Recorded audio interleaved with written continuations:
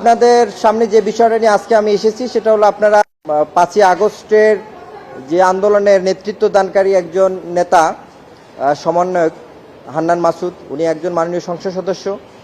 তো উনি নোয়াখালী 6 আসনের সংসদ সদস্য। উনি খুব আলোচিত এবং সমালোচিত, অনেকে তাকে বন্দর মাসুদ হিসেবেও চিনে। তো আমরা আসলে যে কারণে এসেছি, ওনার এলাকারই একজন ব্যক্তি ক্ষুব্ধ হয়ে বা ওনার যে সংসদ সদস্য যে প্রার্থিতা সেটা চ্যালেঞ্জ করে একটি রিট দাখিল করেছে উচ্চ আদালতে, যেটি আজকেও কার্যতালিকা আছে অ্যানেক্স মেইন 20 নম্বর কোর্টে মাননীয় বিচারপতি রাজিক আল জলিল মহোদয়ের দ্বৈত বেঞ্চে আছে।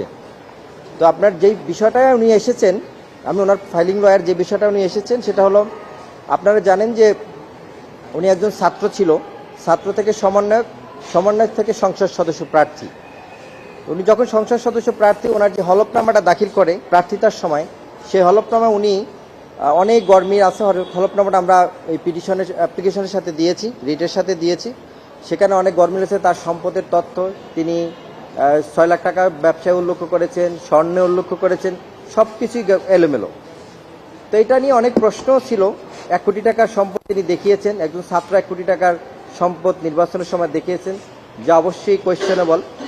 তার মধ্যে যদি ট্রান্সপারেন্ট না থাকে, যিনি আইন প্রণেতা, তিনি যদি ইলিগালি সংসদ সদস্য পদে থাকেন এবং ইলিগাল অ্যাক্টিভিটির মাধ্যমে, ইলিগাল হলফনামার দাখিলের মাধ্যমে তার তথ্য গোপন করে যদি সংসদে প্রতিনিধিত্ব করেন, তাহলে সেখানে দেশের আইন যারা তৈরি করবে তারাই যদি আইন পরিপূর্ণ না হয়, তাহলে দেশের মানুষ আইন প্রণেতাদের কি ভাববে?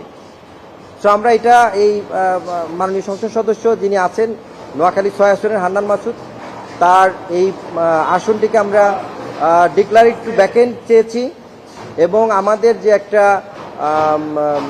আমাদের পিটিশনটা ডিসপোজাল চেয়েছি।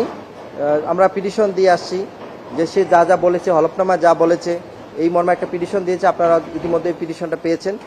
তো আমরা এটা ডিসপোজালও চেয়েছি এবং একটি রুল চেয়েছি যে কেন তার সংসদ সদস্য পদ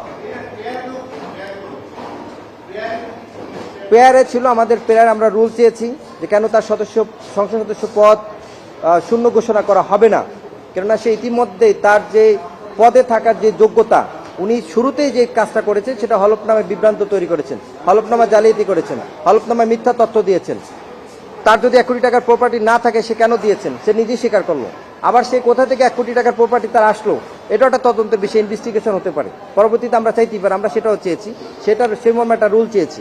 হ্যাঁ, আগে কেন আসি নাই সে প্রশ্ন আপনি করেছেন। আগে এই কারণে আমরা আসতে পারিনি, কারণ আগে আমরা তার তথ্যটা, আমরা নাগরিক হিসেবে আমার যে পিটিশনার, সে অত তথ্য নাও জানতে পারে। সে যখন জানতে পারছে, তার নিজের মুখে স্বীকারোক্তিতে সে জানতে পেরেছে, কারণ সে নিজেই স্বীকারোক্তি দিয়েছেন যে এই যে এটা আপনার যে তার 1 কোটি টাকা, সেটা তার দেখানোর জন্য দেখিয়েছেন। তখন এটা নিয়ে যখন আলোচনা সমালোচনা, সে তখন তার হলফনামা বের করেছে।